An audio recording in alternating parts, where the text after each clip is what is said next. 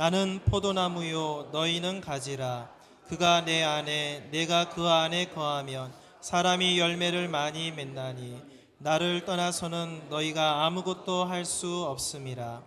사람이 내 안에 거하지 아니하면 가지처럼 밖에 버려져 마르나니 사람들이 그것을 모아다가 불에 던져 사르느니라. 너희가 내 안에 거하고 내 말이 너희 안에 거하면 무엇이든지 원하는 대로 구하라. 그리하면 이루리라. 너희가 열매를 많이 맺으면 내 아버지께서 영광을 받으실 것이요 너희는 내 제자가 되리라. 아멘. 오늘 말씀의 제목을 한번 따라 하십니다. 열매를 맺기 위하여. 오늘 말씀을 보니까 하나님을 농부에 비유하시고 예수님 자신은 포도나무라고 말씀하십니다. 그리고 우리는 그 포도나무의 가지라고 말씀하세요. 자, 하나님께서 농부라면 하나님의 소원은 무엇이겠습니까? 나무마다 열매가 많이 맺히는 거예요. 포도나무 가지마다 포도송이가 주렁주렁 열리는 것입니다. 결혼한 부부가 자녀가 없을 때는 자녀를 낳는 것이 소원이고, 자녀를 낳고 나면 다른 소원이 생기는 것이죠. 그 자녀가 건강하게 자라고 복된 삶을 살아가는 것, 그것이 부모의 소원인 것입니다. 하나님께서 독생자 예수님을 이 땅에 보내셔서 우리를 자녀 삼아 주셨습니다. 우리가 하나님을 알지 못한 채 어둠 속에서 살아갈 때 그런 우리를 향하신 하나님의 소원은 우리가 예수 그리스도를 믿음으로 구원받고 하나님의 자녀가 되는 것이죠. 그리고 우리가 하나님의 자녀가 된 다음에 우리를 향한 하나님 아버지의 소원은 자녀된 우리의 믿음이 건강하게 자라고 열매 맺는 삶을 살아가는 것입니다. 잎만 무성한 가지가 아니라 열매가 풍성한 가지가 되기를 원하시는 것이죠. 자, 오늘 본문 요한복음 15장 8절 우리 같이 읽겠습니다. 너희가 열매를 많이 맺으면 내 아버지께서 영광을 받으실 것이요 너희는 내 제자가 되리라. 아멘. 농부 되신 하나님은 우리가 열매를 많이 맺기를 원하신다는 것입니다. 자, 먼저 우리가 생각해 볼 것은 하나님께서 자녀된 우리에게 원하시는 열매가 무엇인가 하는 것입니다. 우리가 맺어야 될 열매가 무엇인가? 성경을 보면 이 열매라는 말에 다양한 의미가 담겨져 있거든요. 누군가를 전도해서 구원의 길로 인도하는 것도 열매. 세상과 구별된 거룩한 삶을 사는 것도 열매. 가난한 자를 구제하는 것도 열매. 그리고 갈라디아서 5장을 보면 성령의 9가지 열매가 나오지 않습니까? 사랑, 희락, 화평, 오래 참음, 자비, 양선, 충성, 온유, 절제. 다시 말해서 예수님을 닮은 성숙한 인격입니다. 성품입니다. 이것도 열매라고 말씀하고요. 히브리서 13장을 보면 하나님을 찬양하는 것이 입술의 열매라고 말씀하세요. 그러니까 이 열매라는 것에 다양한 의미가 담겨져 있는데 이 모든 것들을 한마디로 말한다면 주님을 기쁘시게 하는 삶인 것입니다. 저와 여러분의 삶 가운데 주님께서 기뻐하시는 것이 있다면 그것이 열매라는 거예요. 자, 예수님께서 자신을 포도나무라고 하셨는데 다른 말로 하면 그 포도나무는 예수님 나무라고 할 수 있는 것이죠. 예수님께서 자신을 포도나무라고 하셨으니까 예수님 나무예요. 우리는 그 예수님 나무에 붙어 있는 가지입니다. 그렇다면 예수님 나무에 붙어 있는 가지에는 어떤 열매가 맺혀야 돼요? 예수님 열매가 맺히는 거예요. 포도나무에 포도 열매가 맺히는 것처럼 예수님 나무에는 예수님이라는 열매가 맺히는 것입니다. 이게 무슨 의미예요? 우리의 인격과 삶이 예수님을 닮아가는 것입니다. 신앙생활을 하면 할수록 우리의 믿음과 인격이 좋아지는 거예요. 성숙해지는 거예요. 우리에게서 예수님 향기가 나는 것입니다. 그것이 우리가 맺어야 될 열매라는 거예요. 자, 그렇다면 그런 열매를 맺기 위해서는 어떻게 해야 하는가? 예수님께서 열매를 맺을 수 있는 조건을 말씀하시죠. 열매를 맺기 위해서 나무에 붙어 있으라는 거예요. 그러면 열매는 자연스럽게 맺히게 되는 것이다 라고 말씀하십니다. 요한복음 15장 4절 우리 같이 읽겠습니다. 내 안에 거하라 나도 너희 안에 거하리라. 가지가 포도나무에 붙어있지 아니하면 스스로 열매를 맺을 수 없음 같이 너희도 내 안에 있지 아니하면 그러하리라.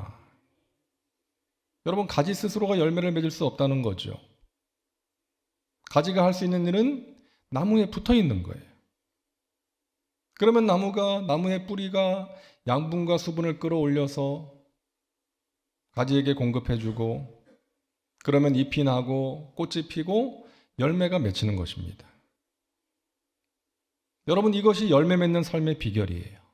주님을 의지하고 주님께 붙어 있는 거예요. 내 힘과 의지로 거룩해지려고 하면 그게 되나요? 선하게 살려고 노력하면 됩니까? 사역의 열매를 맺겠다고 이리저리 뛰어다닌다고 되나요? 안 되는 거죠. 나의 전적인 무능함을 깨닫고 전능하신 주님께 붙어 있어야 되는 것입니다. 주님, 저는 할 수 없습니다. 저는 무능하고 연약합니다. 어제도 넘어졌고 오늘도 넘어졌습니다. 하지만 주님은 하실 수 있사오니, 주님께는 능치 못함이 없으시오니 내가 주님을 의지합니다. 주님께 기도합니다. 주님께서 일을 행하시고 성취하여 주시옵소서. 여러분 잘 아시는 허드슨 테일러라는 선교사가 이제 중국에 가서 귀한 일들을 많이 하지 않았습니까? 근데 이 사람이 젊은 나이에 중국에 선교사로 나갔는데 나가기 전에 준비를 많이 했어요. 날마다 운동을 했습니다. 체력이 뒷받침이 돼야 되니까. 날마다 운동을 했고 또 중국말을 배웠고 중국 옷을 입고 다녔대요. 그리고 중국 음식을 구해서 미리 먹은 거예요. 훈련을 한 거예요. 그리고 머리도 변발이라 그러죠. 중국 스타일로 머리를 하고. 그러니까 현지에 나가서 적응하는 시간을 줄이고 어색하지 않도록 하기 위해서 미리 준비를 많이 하고 나간 거예요. 그렇게 나가서 선교 활동을 하는데 정말 열심히 사역을 했습니다. 그런데 오랜 세월 아무런 열매가 없었어요. 그래서 탈진합니다. 번아웃 됐어요. 영적인 침체에 빠져서 지냈던 그런 때가 있었습니다. 그때 여동생으로부터 편지를 받게 되죠. 여동생의 편지의 내용은 이렇습니다. 오빠는 포도나무 가지니까 그분에게 맡기고 의지하세요. 포도나무 가지는 양분을 끌어올리려고 애쓸 필요도 없고 꽃을 피우려고 열매를 맺으려고 힘쓸 필요도 없어요. 오직 원 줄기에서 떨어지지 않고 있으면, 원 줄기를 믿고 의지하기만 하면 열매가 맺히게 되는 거잖아요. 마치 이 여동생이 오빠의 모든 상황을 다 아는 것처럼 성령의 감동을 따라 오빠에게 이 편지를 보낸 것입니다. 허든 테일러는 이 여동생의 편지를 읽으면서 자신의 모습을 깨닫게 돼요. 그동안 자기가 인간적인 노력을 앞세워서 열매를 얻고자 했다는 것을 깨닫게 됩니다. 하나님보다 자기가 앞서서 일했다는 것을 깨닫게 된 거예요. 그때부터 자신의 준비와 어떤 경험을 의지하는 것이 아니라 주님을 의지하기 시작합니다. 주님께 맡기고 주님의 인도하심에 순종합니다. 그때부터 사역의 열매가 맺히기 시작했던 거예요. 자기가 전하는 복음에 귀를 기울이는 사람들이 생겨나고 전혀 예상하지 못했던 사람이 예수님을 영접하고 구원받는 일들이 일어나게 되었던 것입니다. 여러분, 우리 주위를 보면 삶의 열매, 사역의 열매를 맺는 분들이 있어요. 존경스러운 목사님들, 선교사님들, 평신도들이 있습니다. 그분들에게 그 비결을 물으면 한결같이 대답하죠. 내가 한 것이 아닙니다. 주님이 하셨습니다. 내 힘으로 뭔가를 해보려고 했을 때는 실패했지만 내가 겸손하게 낮아져서 주님을 의지하고 주님께 붙어 있었더니 주님께서 하셨습니다. 저와 여러분에게 이러한 고백이 있기를 바랍니다. 내가 한 것이 아닙니다. 주님께서 하셨습니다. 그래서 예수님께서는 열매를 많이 맺으라는 명령 대신에 내 안에 거하라고 명령하시는 거예요. 1절부터 10절을 보면 안에 거한다는 말씀이 10번 이상 반복되고 있습니다. 예수님 안에 거할 때에 열매를 맺을 수 있다는 거예요. 우리가 해야 되는 것은 열매를 맺기 위해서 노력하는 것이 아니라 예수님 안에 거하기 위해서 노력하는 거예요. 따라합니다. 예수님 안에 거하라. 항상 우리가 이것을 생각하면서 살아가야 됩니다. 예수님 안에 거하라. 내가 예수님 안에 거하고 있는가? 자, 질문이 생길 수 있죠? 예수님을 영접하고 믿으면 예수님 안에 거하는 것 아닌가요? 맞는 말이죠. 우리가 예수님을 구원자로 믿고 영접하면 그때부터 우리는 예수님 안에 거하는 것입니다. 하지만 거기서 끝나면 열매 맺는 삶을 살 수가 없어요. 자, 예를 들어서 우리에게 부모님이 있지 않습니까? 내가 부모님의 자녀로 태어나서 살고 있지만 부모와의 관계가 그렇게 좋지 않은 관계일 수도 있는 거죠. 부모와 대화가 단절이 된 자녀일 수도 있고 부모와 멀리 떨어져서 연락도 안 하고 살아가는 그런 자녀일 수도 있는 거 아닙니까? 이게 무슨 말이에요?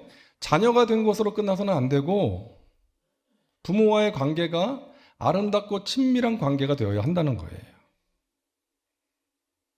우리가 예수님을 진정으로 믿고 영접했다면 우리는 예수님 안에 있습니다.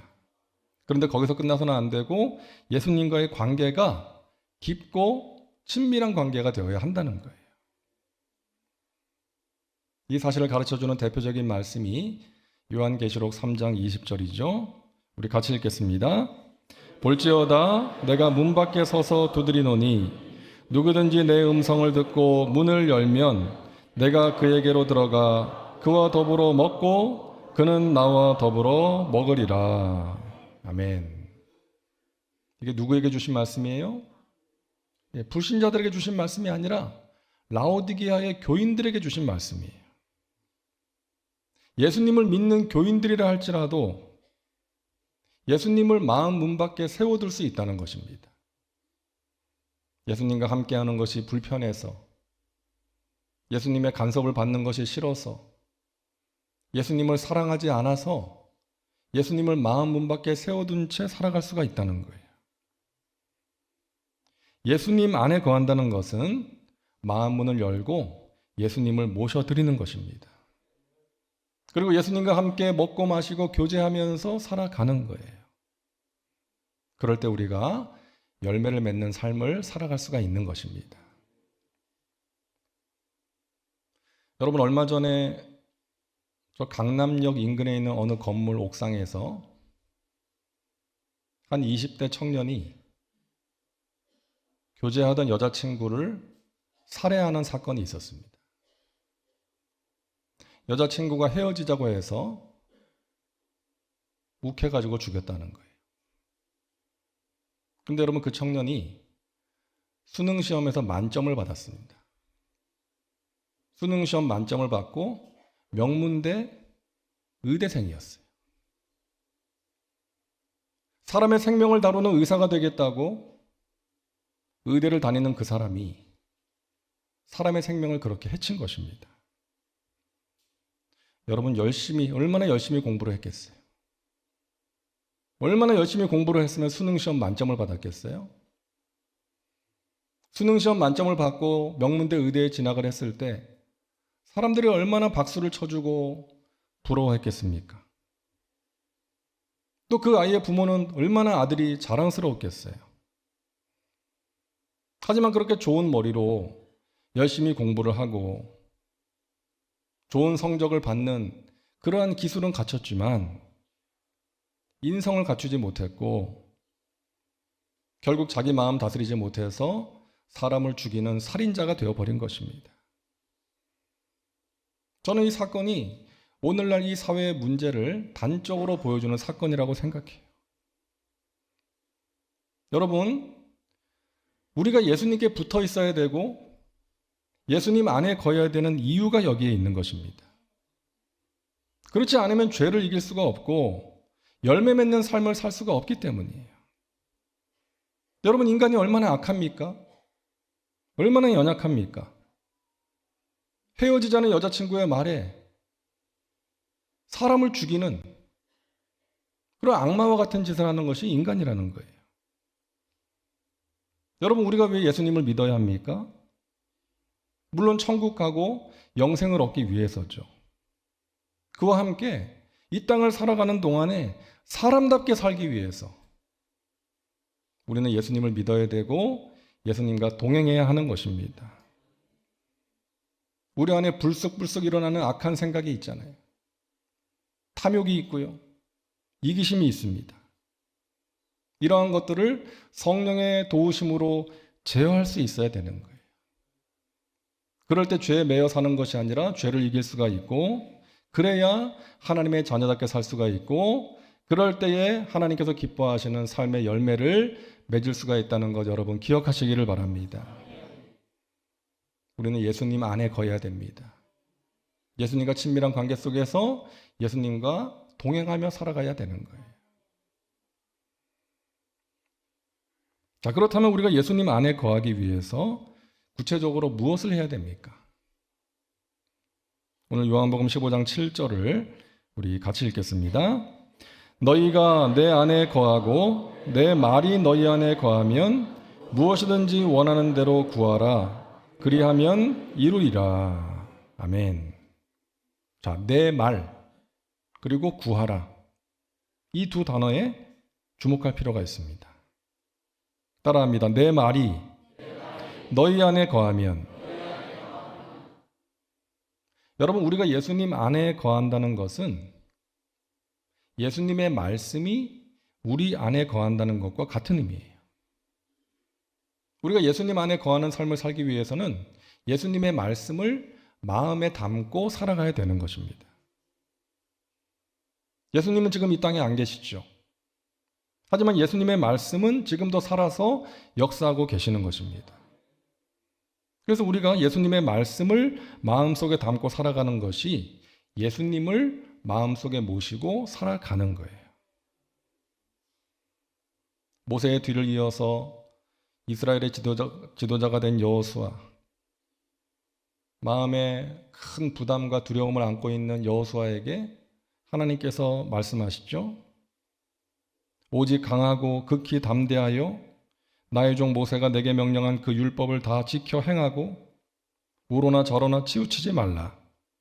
그리하면 어디로 가든지 형통하리니 이 율법책을 내 입에서 떠나지 말게 하며 주야로 그것을 묵상하여 그 안에 기록된 대로 다 지켜 행하라. 그리하면 내 길이 평탄하게 될 것이며 내가 형통하리라. 여러분, 우리가 지금 생각할 때 지금 여호수아에게 필요한 것은 이런 거 아닙니까? 저 말 안 듣는 백성들 확 휘어잡을 수 있는 카리스마를 줄게. 저 가나안 족속들과 싸울 때 이길 수 있는 성능이 좋은 무기를 줄게. 탁월한 참모를 붙여줄게. 기가 막힌 전략을 알려줄게. 이런 거 아니겠어요? 그런데 하나님이 주신 해결책은 무엇입니까? 말씀을 주야로 묵상하고 지켜 행하라는 거예요. 내가 명한 말씀을 마음속에 두고 살아가라는 것입니다. 그리하면 너가 형통할 것이다. 그게 하나님이 주신 해결책이었어요. 그게 하나님이 주신 위로요 전략이었던 것입니다. 자, 이 사람이 누구일까요? 한번 맞춰보세요. 힌트, 미국 사람. 그리고 대통령 했던 사람입니다. 여러분 아마 쉽게 맞추실 거예요. 가난한 집에서 태어났습니다. 9살 때 어머니가 돌아가셨습니다. 가난해서 학교를 제대로 다니지 못했고요. 정규 교육을 받은 것은 6개월 뿐이었습니다. 22살 때 사업에 실패했습니다. 23살 때 주의원 선거에서 낙선합니다. 24살 때 또 사업에 실패합니다. 26살 때 사랑하는 여인을 잃었습니다. 27살 때 신경쇠약과 정신분열증으로 고생합니다. 34살 때 하원 의원 선거에서 낙선합니다. 39살 때에 하원 의원 선거에서 또 낙선합니다. 46살 때에 상원 의원 선거에서 낙선하고요. 47살 때 부통령 선거에 나갔는데 낙선합니다. 49살 때 또 상원 의원 선거에서 낙선합니다. 그리고 51살 때에 대통령에 당선됩니다. 링컨입니다. 미국인들이 가장 존경하는 역대 대통령 링컨이에요. 링컨이 이처럼 수많은 실패를 극복할 수 있었던 비결을 그의 영성에서 찾는 연구가 몇 년 전에 활발하게 이루어졌어요. 그 링컨에 대한 책들이 많이 나오고 있습니다. 그 링컨은 어릴 때부터 어머니의 유언을 따라서 성경을 열심히 읽었다는 거예요. 성경 말씀이 꿈을 갖게 해주었고 하나님의 말씀이 실패할 때마다 용기와 희망을 주었다는 것입니다. 그래서 대통령이 된 후에도 집무실에서 날마다 하나님 말씀을 읽고 하루를 시작했고 연설을 할 때도 성경 말씀을 자주 인용했다는 거예요. 그가 좋아했던 성경 구절 가운데 하나가 시편 119편 105절이었습니다. 주의 말씀은 내 발의 등이요 내 길의 빛이니이다. 나의 고난이 매우 심하오니 야훼여 주의 말씀대로 나를 살아나게 하소서. 사랑하는 여러분, 하나님의 말씀이 우리의 등이요 빛이심을 믿으시기를 바랍니다. 하나님 말씀을 가까이 하시기를 바랍니다. 말씀을 통해 위로받으시고 말씀을 통해 소망을 발견하시고 말씀을 통해서 가야 할 길을 찾으시고 예수 그리스도의 생명과 소망과 능력으로 승리하시기를 주님의 이름으로 축원합니다. 둘째로 우리가 예수님 안에 거하기 위해서 따라합니다. 무엇이든지 구하라. 우리가 예수님 안에 거하는 삶을 살기 위해서는 말씀을 묵상하는 것과 함께 기도가 필요합니다. 내 말이 너희 안에 거하면 너희의 마음에 말씀을 두고 살면 무엇이든지 원하는 대로 구하라는 거예요.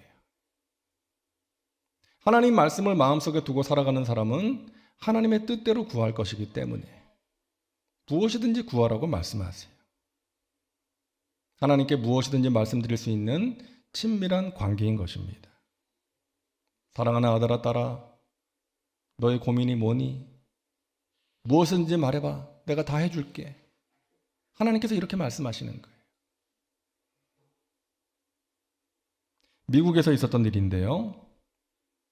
트레이시와 마크라는 커플의 이야기입니다. 이 두 사람이 깊이 사랑하는 그런 관계였어요. 그런데 두 사람에게 어느 날 큰 불행이 닥칩니다. 이 남자친구 마크가 교통사고를 당해서 뇌사 상태에 빠진 거예요. 한동안 깨어나지 못합니다. 병원에서도 의료진들이 최선을 다했지만 깨어날 기미가 보이지 않습니다. 그러다 어느 날 하루는 이 트레이시가 마크의 병실에 들어가서 마크의 곁에서 말해요. 너가 어떠한 모습이어도 나는 너를 사랑할 거야. 마크, 나는 너를 사랑해. 빨리 눈을 떠. 근데 놀라운 일이 일어났어요. 마크가 눈을 떴어요. 그리고 그때부터 놀랍게 회복이 되기 시작합니다. 물론 일반적인 경우는 아니겠지만 트레이시가 마크에게 건넨 그 진실한 사랑의 말이 그를 깨어나게 했고 그를 회복시켜 주었다. 여러분, 사랑이 담긴 말의 힘이라는 것이죠. 자, 우리를 사랑하셔서 우리를 위해 십자가에서 죽으시고 부활하신 예수님께서 지금도 끊임없이 말씀하고 계십니다. 그 사랑의 음성을 우리가 들을 수 있다면 우리가 만나는 인생의 문제를 이겨내고 어려움 속에서도 일어나게 될 줄로 믿습니다.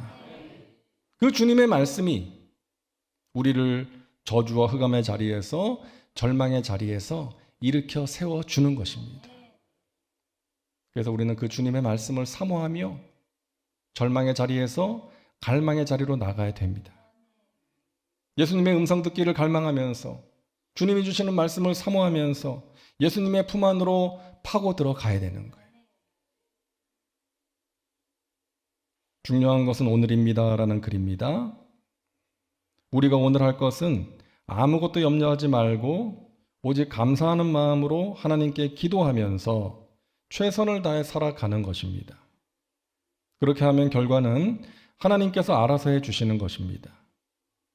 누군가 말하기를 많은 사람들이 소중한 인생을 두 강도에게 빼앗기며 살아가고 있다. 한 강도는 어제에 대한 후회이고 다른 한 강도는 내일을 위한 염려이다 라고 했습니다. 어제에 대한 후회는 아무런 소용이 없습니다. 어제는 이미 지나갔기 때문입니다. 그리고 내일에 대한 염려도 아무런 소용이 없습니다. 왜냐하면 내일은 아직 오지 않았기 때문입니다. 그러므로 중요한 것은 오늘입니다. 우리가 오늘을 어떻게 살아가느냐가 내일을 결정하는 것입니다. 사랑하는 여러분, 오늘 우리가 할 수 있는 최선은 예수님께 붙어 있는 것입니다. 예수님 안에 거하는 것입니다. 그리고 최선을 다해서 살아가는 것입니다. 그럴 때 우리의 삶 가운데 하나님께서 기뻐하시는 귀한 열매들이 풍성하게 맺히게 될 줄로 믿습니다. 열매 맺는 가지가 되셔서 나무에 탁 붙어 있어서 열매를 많이 맺으시고 그 열매로 인해서 하나님께 영광 올려드리고 하나님이 주시는 기쁨과 감사를 누리는 복된 삶을 살아가시기를 주님의 이름으로 축원합니다. 기도합니다. 사랑과 은혜가 풍성하신 하나님, 우리를 하나님의 자녀 삼아 주시고 하나님의 품 안에서 살게 하시니 감사합니다. 날마다 주님 안에 거하게 하여 주옵소서. 하나님 아버지와 우리와의 관계가 친밀한 관계가 되기를 원합니다. 하나님이 주시는 좋은 것들을 사모하여 날마다 하나님의 품 안으로 파고들게 하시고 하나님이 베푸시는 은혜와 평강과 신령한 복을 누리고 나누며 열매 맺는 삶을 살아가는 믿음의 백성들 되게 하여 주옵소서. 예수님의 이름으로 기도하옵나이다. 아멘.